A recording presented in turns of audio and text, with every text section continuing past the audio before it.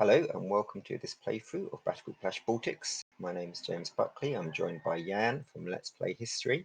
What we're going to do here is pick up on turn 2 of the first scenario that you'll get in the game. In the rulebook of Battlegroup Clash Baltics, there's a playthrough of turn 1 of that scenario. So here we are picking up where that ends off. I'll be playing the Russians and Jan will be playing NATO, in this case, local Estonian forces. In this scenario, the Russians have launched a surprise attack across multiple fronts, and the NATO forces have been caught somewhat unawares by their angles of attack. And in this particular scenario, the Russians are racing to secure this bridge before the local Estonian forces can blow it. Now, before Jan and I start playing, I'll just give a very brief overview of the game and what you can see in front of you in case you're not yet familiar with it and want to find out a bit more about it. So, Battlegroup Clash Baltics is a game for 2 to 6 players. It's a game focused on providing what we call PME, professional military education, but it is also aimed at hobby gamers, commercial gamers who want to learn more about the war and the modern European battlefield and to get an idea of how a professional war game works. The game has its origins in a game called Battlegroup War Game System, produced by Vedette Consulting for the British Army, that was recently released. I was a developer of that, and this is a commercial version of that game, which has been adapted for a commercial audience. The game comes with 6 scenarios and 4 maps, and this is one of those maps. What you're seeing here is a recording from Tabletop Simulator. The maps use real satellite imagery taken from various key choke points and important likely points of battles in Estonia that have then been, through computer-aided design, turned into realistic-looking maps. So the game does not use hexes, it uses grid squares, and as you watch the playthrough, you'll see how that works. The game has 3 modes: basic, standard, and advanced. Basic mode is more traditional commercial war game mode. It's beer and pretzels. I would call it on the light end for a war game. When you get to the standard mode, then that's where the more kind of unique features of this game start coming out. Particularly, you have to do a preparation phase where you have to draft some matrix, and in that sync matrix, you will draft what you want each of your task groups within your force to achieve for each turn of the game. So you have to plan your how you're going to reach your goals for the game, for the scenario in advance. So that's what we'll cover in the standard mode, and that's what we'll be playing now. The standard mode also introduces morale and a few other mechanics. And then there's an advanced mode. Advanced mode brings in ammunition management using resupplies, and also brings in doctrinal rules. Won't go too much into them here, but just know there's an advanced mode as well. In terms of, I've explained that the map has different terrain types. You have, and that's, you can tell, obviously you can see that this is like a wood, but there's a border around it, and the color of the border determines the type of wood it is. So this is like a light wood, and this dark border is a dense wood. This light urban areas here is called light urban, and then in Cindy itself, you see there's a dark grey border. That's urban, and these terrain types have effects on chances of hitting, dice roll modifiers, movement speeds, and so forth. In terms of the forces, each scenario will list out the forces in something called an ORBAT that each side has, and it will break down those forces into task groups. A task group is a number of units or subunits that have been assigned together to achieve a particular goal for the scenario. So in this scenario, the red task group 1 comprises these 2 mechanized infantry platoons. And what you'll see here is that within the platoon, there's a mounted infantry platoon inside this armored personnel carrier platoon, which would be like a BMP. And both the armored personnel carriers, these Russian armored personnel carriers, have got ATGMs, anti-tank guided missiles. And this is task group 1. And task group 1 has a number of orders that it has to achieve over the course of the game. The same for task group 2, task group 3, task group 4. Off the board, there's support assets.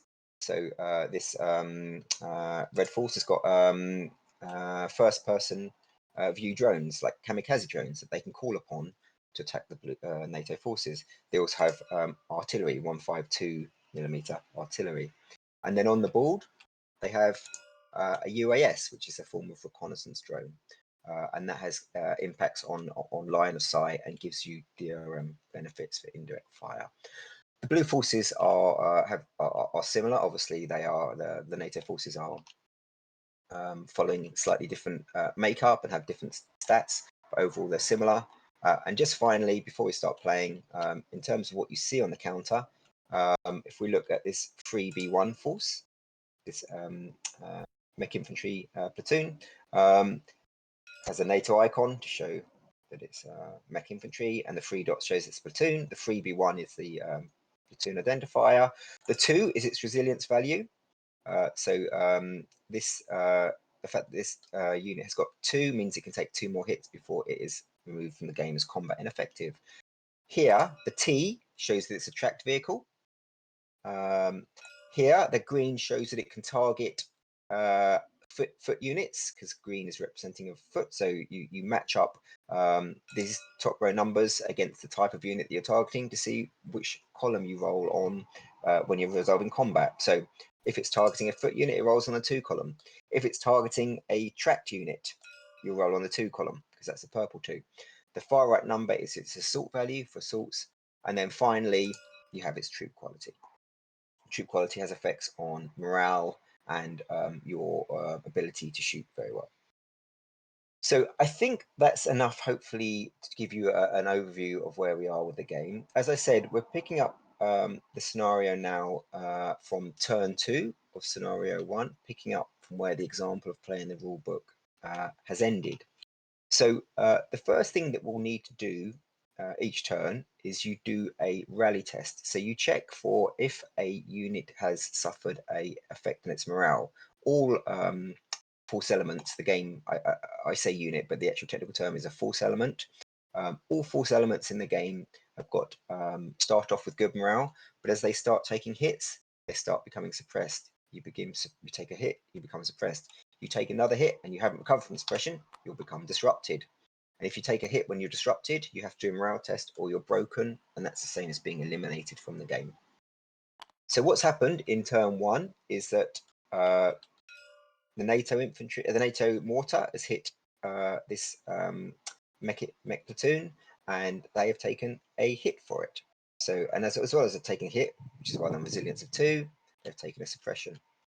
Up here, this mech infantry platoon has been hit by a javelin from this blue, Estonian infantry unit.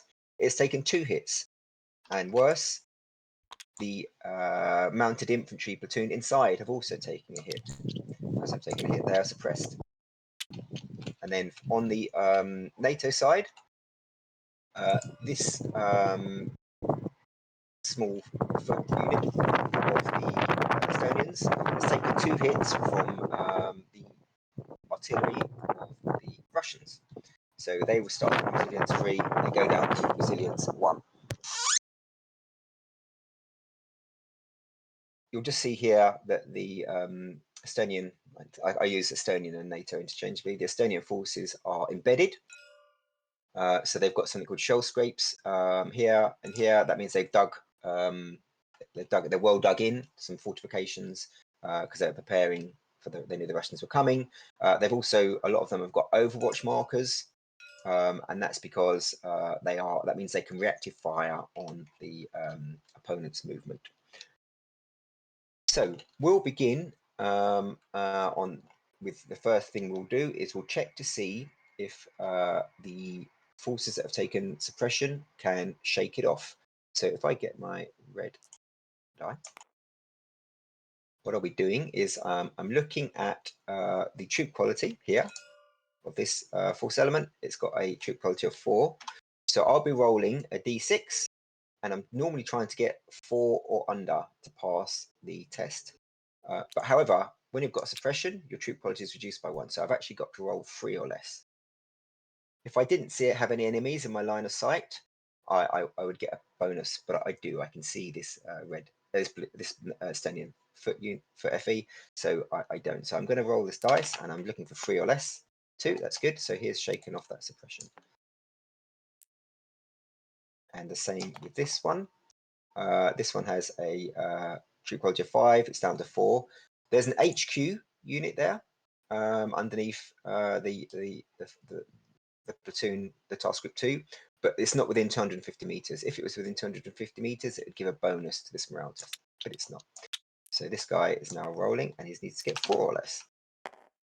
He does. Yeah, and would you like to roll for your... Sure, let me grab the blue 2B1. die. Here we go. So, does it have line of sight? Probably not so much.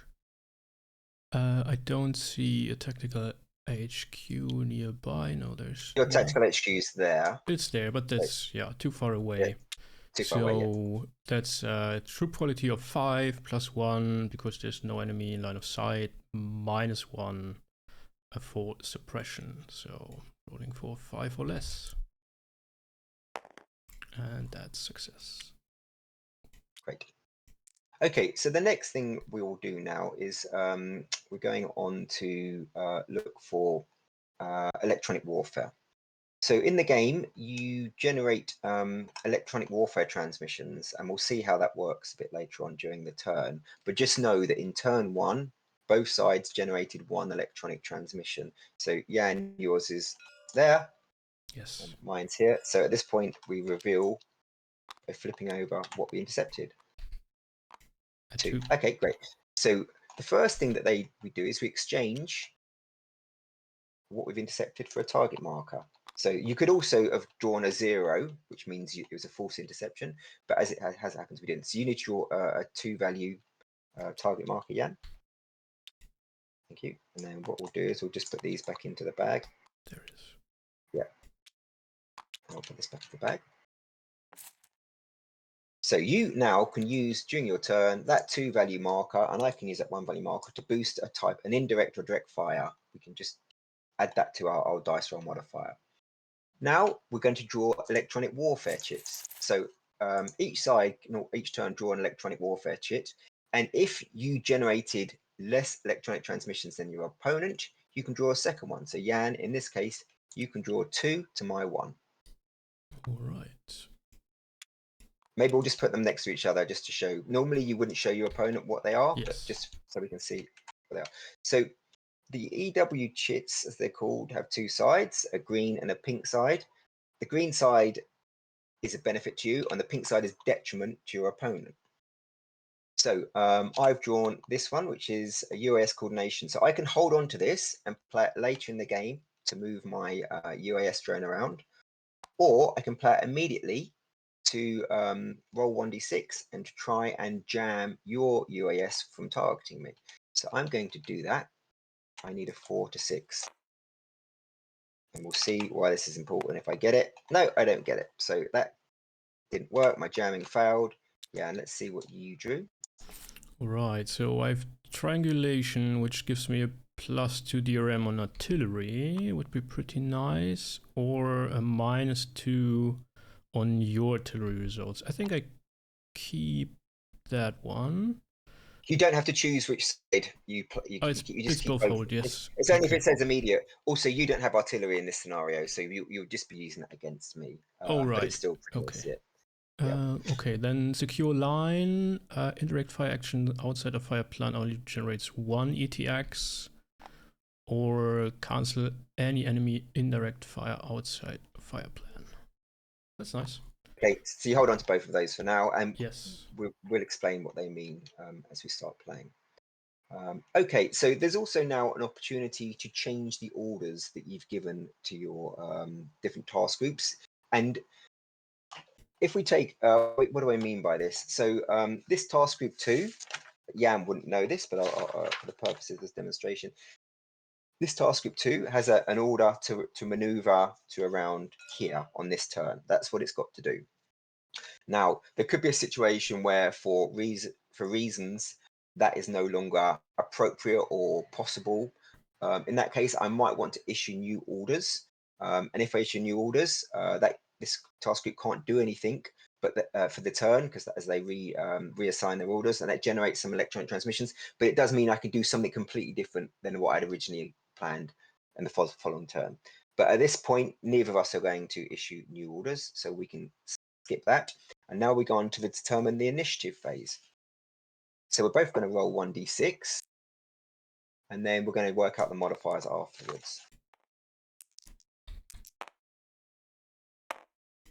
Oh, we both rolled a 4. Okay, so what happens is you look at there's a number of modifiers, and all the things that I'm talking through now are on the player aid. So the first modifier is who had the initiative last turn, and in turn 1 of this scenario, red had it. So I would get +1 for that. Then you look at how many enemy false elements you eliminated. Well, neither of us eliminated anything, so that's the same. Then you look at the C2 rating of each of your HQs. So my HQ's got a C2 rating of 2, that yellow number down there. That's how good they are at leadership, effectively, command and control. And your C2 rating is 3. 3, yes. You're getting +1. So we both got +1 at the moment. We're both on 5. And then it's who generated the fewer electronic transmissions or had them intercepted gets another +1. So I only intercepted 1 of yours, and you intercepted 2 of mine. So you generated less. You get another +1, which means blue has the initiative for this turn. So as the initiative player, Jan gets to activate first. So in the game, when you activate either a task group. So if Jan was to activate task group 1, he would activate both the false elements that he has within task group 1, or you can activate a support unit. So he could activate his drone here, which is a support unit, or he could use his first-person view drones fire. So that's also an activation. Once you've done the activation, then it moves to the opponent. So Jan, you could also do a command activation, which allows you to activate multiple task groups, one after the other, and we'll talk about that if we need to. So Jan, looking at your sync matrix, what do you want to do? What do you want to activate first? Yeah, I think my infantry is in a good position at the moment, so I will use the opportunity, as long as you are still in line of sight of my UAS, to fire another round of mortar shells. Yeah. And I will fire at this deck here. Okay, very good. So I reduce my ammunition and I mark my unit as activated. Yep. And then I need to go to the right table. You can also, just while you're doing that, flip in the final version of the game that will say task group 4, but have lines for it. So it's just another way of helping to track task groups. Perfect. Okay, so great. Yeah. So so that doesn't generate additional ETX because it is in my fire plan according to my sync matrix. Yeah, so it just generates 1. A mortar will generate 1 ETX. So I will intercept 1 ETX for that. And I'll put that here. Yep, very good. Okay, so I have a 120mm mortar. Let's see, I don't have... So I have the UAS that gives me a +2 modifier. Yep. I do not have a recon unit with line of sight. Target is not moved, but the target is tracked, so that gives me a -3, so a net -1. But I will use my +2 modifier I gained from last turn, so that gives me a +1. Yep, so basically you're with the EW intercepted last turn, you're using that to better target the enemy. Yep, good. So that's now gone, but you're on +1 on your DRM. So you roll the 2 dice. That is a 7, becomes an 8. An 8 is 1 hit. Yeah, okay, and any dismounted foot force elements within 250 meters would be suppressed, but there is none. Yep. Okay, so we know that this is taking a hit. So in the game, most platoons have got 2 counters for each force element, and that's because they can take different number of hits. So this is now, but the red have only got 3 resilience, so they move to a separate counter. So this is gone because it's taken a hit, and I'll replace it with the other 3B1 counter, which is here, to show that it's only on its 1 resilience now. And then, yeah, and do you want to roll to see if you've damaged the mounted infantry inside on the game? If you hit the vehicle they're in, the infantry inside take a hit on a 4, 5, or 6. 6. Okay, so they are taking a hit as well. And because they've taken a hit, they are taking a suppression marker. Okay, so it's now my go. So what I'm going to do is, before you have a powerful unit here with a javelin. If you have them on Overwatch, they're even more effective at firing the javelin. So before you do that, I'm going to activate these guys and start moving them in. So I'm going to activate. Yeah, I'll activate these. They will declare a move fire. So when you do a move fire, you have to declare where you're moving to, at what point you're firing, and who you're firing at, and you have to stick to that. And the reason is because it won't happen in this situation, but someone can responsive fire against you, and they can choose when that happens. So these are going to move to just across the bridge and try to fire at your 1B1. So they will go. So in the game, how does movement work? Well, you each, depending on the terrain you're moving across, and if you're a tracked or a wheeled or a foot force element, you can move a certain amount of distance. So this is all open terrain, or this is a road. On open terrain, a tracked vehicle can move 2,000 meters. So I know I can move him 2,000 meters. How do I measure that? Well, each grid is 1,000 meters. That's 1,000 meters between those 2 arrows. So you're strongly recommended when playing the game to take quite a relaxed approach to how movement works, and not like treat it like a kind of Warhammer style game. Really, it's about just approximate where you're going to be, because 2,000 meters is obviously, it's not like the vehicles stop at 2,001 meters in reality. So take quite a relaxed approach. So I'm going to say, and Jan, you can disagree, that's about 1,000. And then I'll put them onto the road, and then they will do the last 1,000 to about there. Yep. Now they've crossed this icon here. This blue icon shows that it's a bridge, and in the scenario, you can only cross only one mechanized infantry platoon can cross a bridge per turn. So these guys can't actually get across the bridge. So I said I was going to do a move and shoot, so now I will do a fire action at 1B1 here. So if we're looking at how line of sight works for direct fires, normally you can see 3,000 meters, so across three grid squares. But if you pass through 2 partial obstructions, your line of sight is blocked, or 1 full obstruction, your line of sight is blocked. So a partial obstruction is a piece of light terrain like this, or light wood like this. So from here to here, there's no obstruction. There's a bit of green there, but because it hasn't got a border around it, we ignore it. It's just there for decorative purposes. So I'm now going to do a fire action. So what do we do when we're doing a direct fire action? Again, I could use this to boost my chances of hitting, but I'm not going to. We start by looking at the troop quality. This has got a troop quality of 4. It started at 5, but because it's taken some hits from the javelin early in turn 1, it's now down to 4. When you're on a troop quality of 4, there's no dice roll modifier. Other modifiers that we might want to, that we have to look into, and which ones apply. Do I have an Overwatch marker? No. Is the enemy, is it an infantry unit in woods?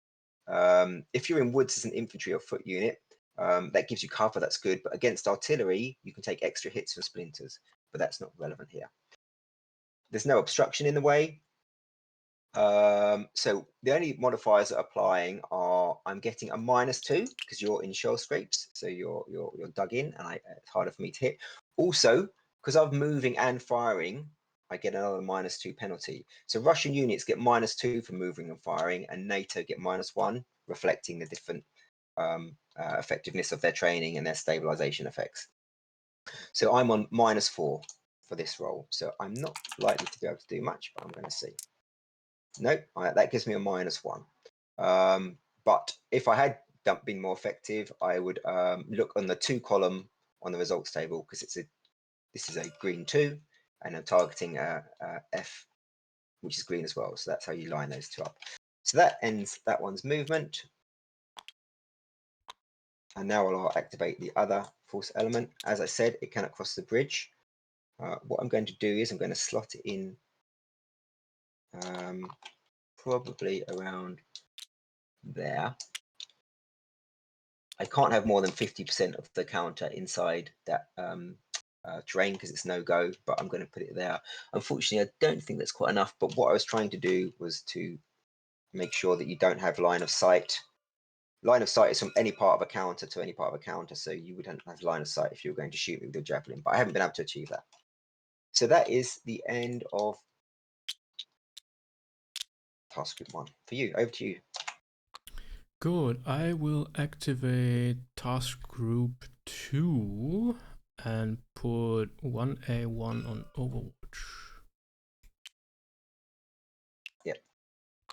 Like so. And that's all I'm going to do. Makes sense. Okay, I am going to activate my recce.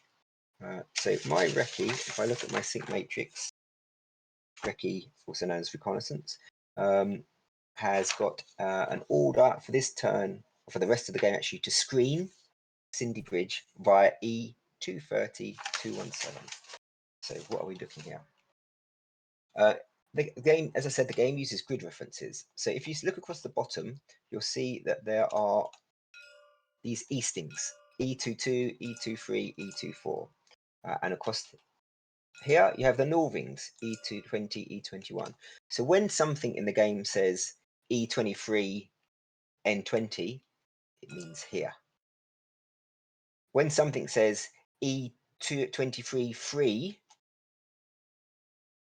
N21, where I go 3 across from, I start at 23 and then I go 3 more there, and then I go to 21, oh sorry, 20, and 1 more there for 21. So that point there, let's just do it better. So that's, this point here is E233 N201.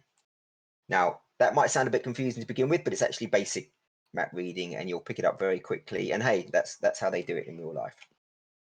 So my recce has got a order to screen all the way up to this bridge going via here.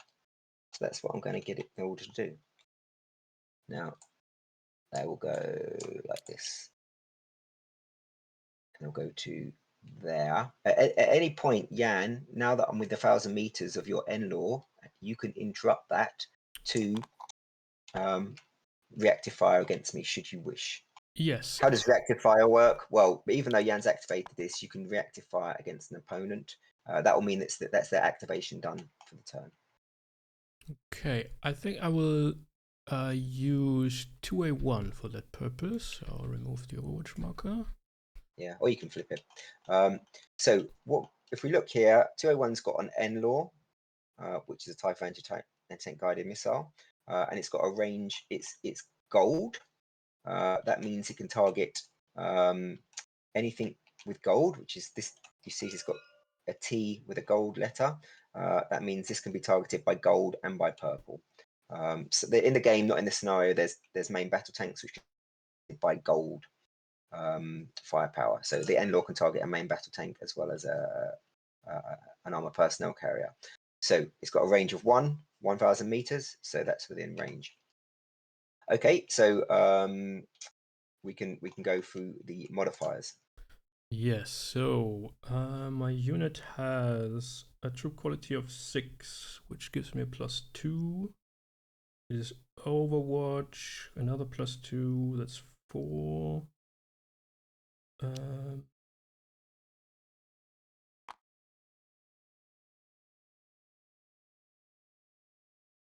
And is there target moving somewhere? No. Digging? No. So that's a +4 then on total. Yep. Rolling 2 dice. On the N-Law, that's a 7, 11 on the N-Law is 2 hits. Yep. Okay, so that's 2 hits, and this has only got a resilience of 2, so you've completely eliminated this Recce unit. We'll flip that to its depleted side, so you can only fire it once more.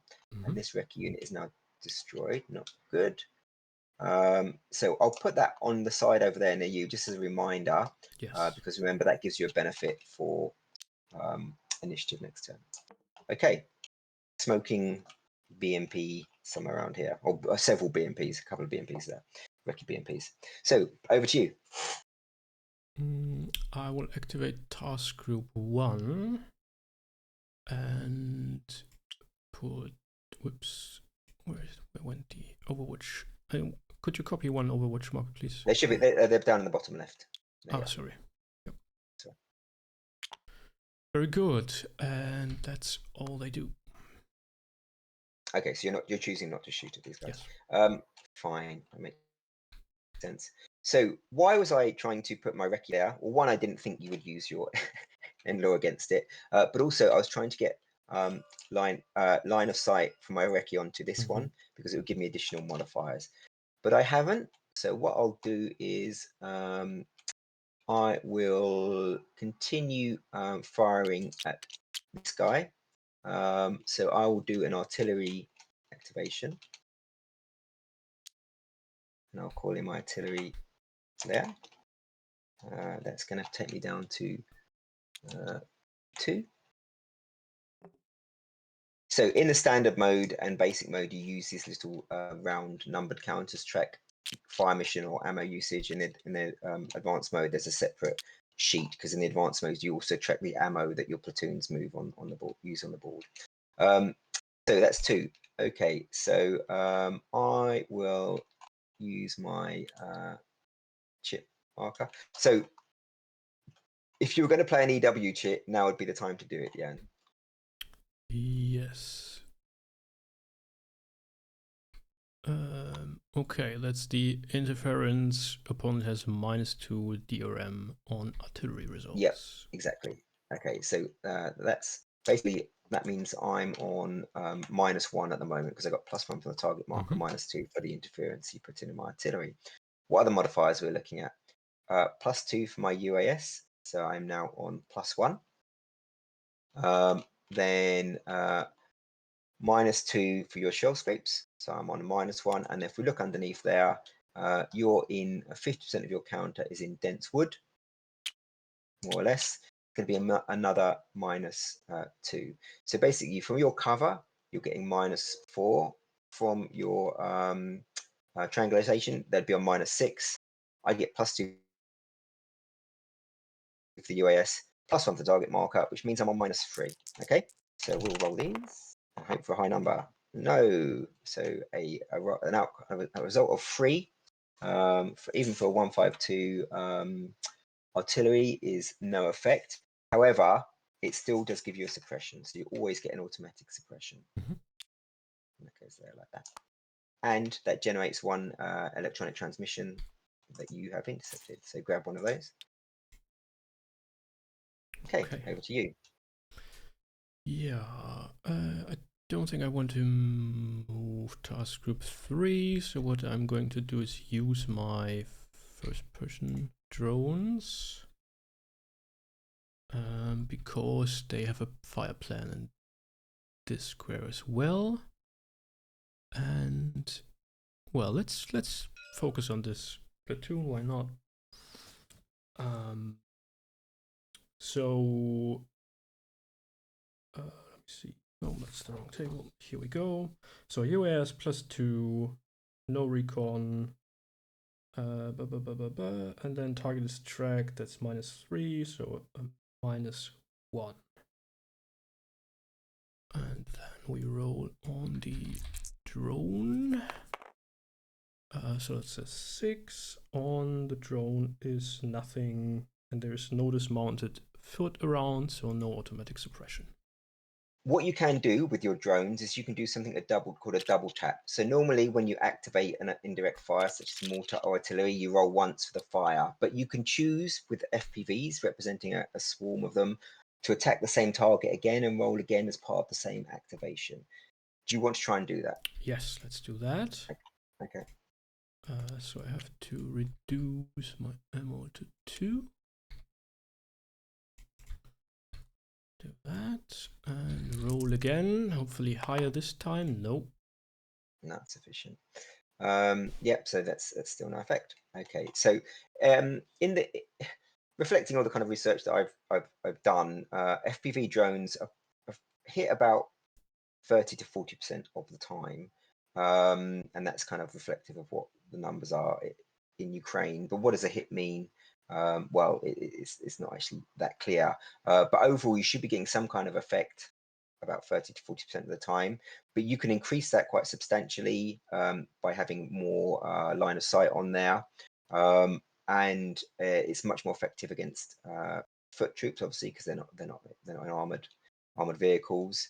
But the benefits of the FPV drones are that if a unit has a moved marker, for example, this has got a moved marker, artillery and mortars firing at it are suffering a penalty, because in reality this is all movements all happening at the same time. In reality, it's just on a case-by-case basis because of the nature of a turn-based game. But the FPV drones don't suffer a penalty targeting moved units, because it's much easier for them to track them with their cameras. Okay, so back to me. I will now activate my task group 3. Task group 3 has an order to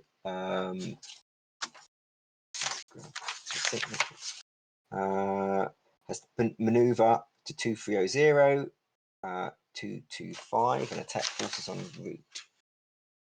So ultimately, I'm trying to get up to here over the next couple of turns, and it's up to me how I get there. So I'll activate this unit first. Now, because it's suppressed, it can only move 50% of its normal movement allowance. So actually, I can only move 1,000 meters. I'm going to declare a move fire. I'm going to move to there, and I'm going to fire at this pulse element. So up to you to decide, Jan, if you wish to fire at me before I fire at you. Yeah. Do you even enter my range? No, yeah. Well, I will fire at you before I enter your range. Yes. So I'll fire at you about here. Where was I there? I can't actually. I'm not actually going to get in range, am I? So that I'll get to about there. And I'll fire at you because that's only got a range of 1. Yep. So this is a bit of a shot, and I think because my chances of hitting you are quite low. 6 is not going to be enough. I'm suppressed, so my true quality is 3. So that gives me a -1. I'm moving, so it's another -2, so it's -3. And I'm basically on -7 targeting you, so my chance of hitting you are very low, and I failed. Okay, and then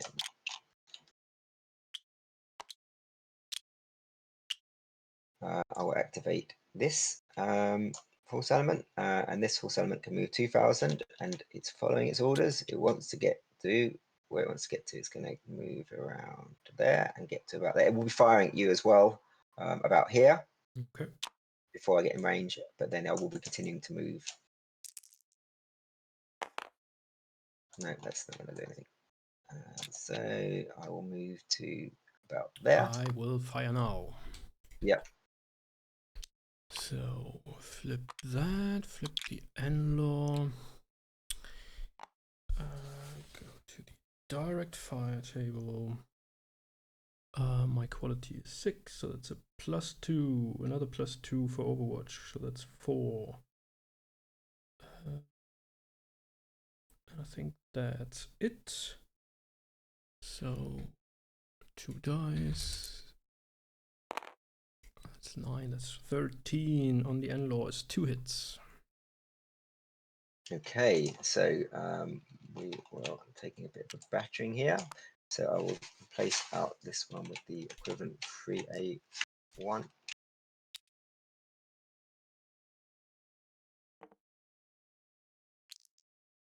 Now, do you want to roll 2d6 to see if you damage the units inside? Nope. Oh, they take 1. Yeah, the 5 is Oh, one. right. Yes, 4 Yeah. 4 to 6. Right. Yeah, they get like that. Okay, so they. Oh, sorry, that RPG should be inside. Okay, so they'll take a suppression as well. Okay, over to you. I think I will pass because I've task group 3 left. What are their orders? Disrupt. Well, I guess they are still in a good position, and I don't necessarily want to move these guys out of Overwatch. So I just pass.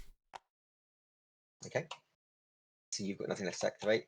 I will now finally activate unit here. So again, they've just got an order for this turn just to move up, and they are also moving up to attack forces en route. They need to go to 242, 218.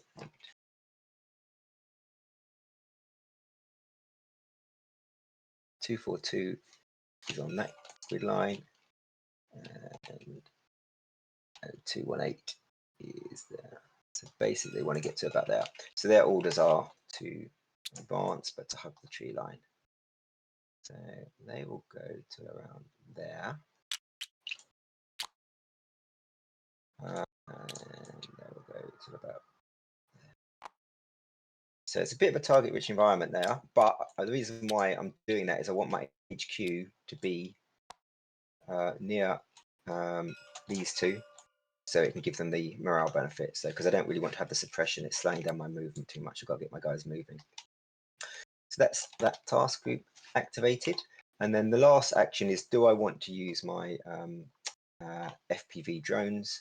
I think at this stage, no, I want to save them till a bit later on. I might have more target markers next turn or a later turn, and targeting embedded units, force elements in cover. It's very difficult to hit them with the FPV. So for the moment, I'm going to hold on to my FPVs because I can use them in subsequent turns using double taps when I might get a better target. So that almost ends this second turn. So the last thing to do in the cleanup phase is just to remove these markers.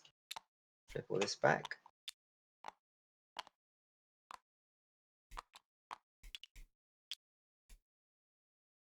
And then we move on to turn 3.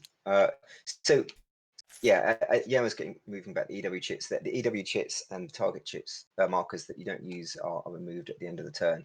So where are we with the situation at the moment?